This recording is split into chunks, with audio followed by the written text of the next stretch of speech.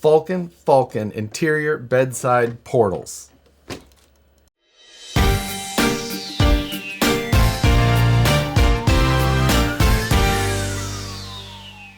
What's going on, everyone? This is the newest RTR from Vanquish products. This is the Phoenix Portal Falken Edition. Today I'm going to quickly go through what the differences are between this and the previous RTR as well as the kits, and then we're going to get it out on the rocks, show you a little bit of running footage for it. First, comparing this to the other Phoenix RTR, the biggest differences are going to be that this does have portal axles underneath, and it includes the rear bed sides and an interior. The original Phoenix RTR didn't have an interior, didn't include bed sides, and had the straight axles. So those are going to be the major differences.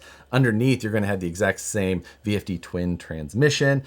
The other RTR came with the Falken tires as well. They both come with the same electronic set, which is a 1060 Hobbywing ESC, a 35-turn motor, steering servo with metal gears, and around 200 ounce-inches of torque, and a 4-channel digital transmitter. So you get a digital display on there. You can program endpoints. So if you want to run a dig and or selectable overdrive servo in there, you can control everything from the factory radio. It has all of the programming needed to be able to do that properly right out of the box. So no need to upgrade the radio for those reasons. Now, comparing this truck to the Vanquish VS410 Phoenix Portal kit, this does come with the Falken Wild Peak tires, where the original kit came with the VXT tires.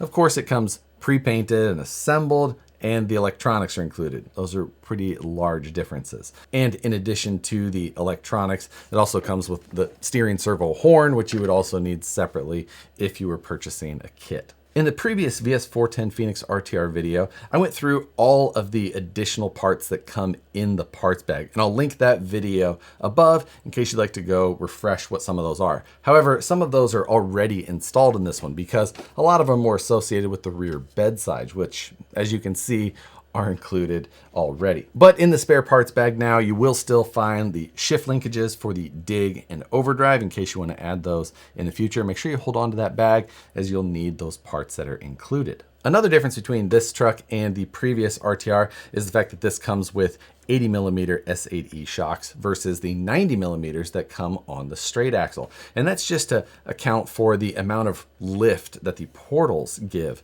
So this kind of gets everything to stay around a very similar height.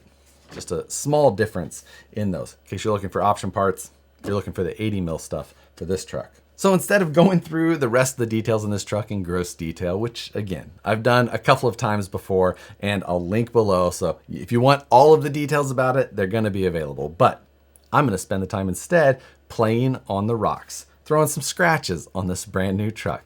Hope you guys enjoy that. Stick around to the end. Hit the like button now though, so you don't forget.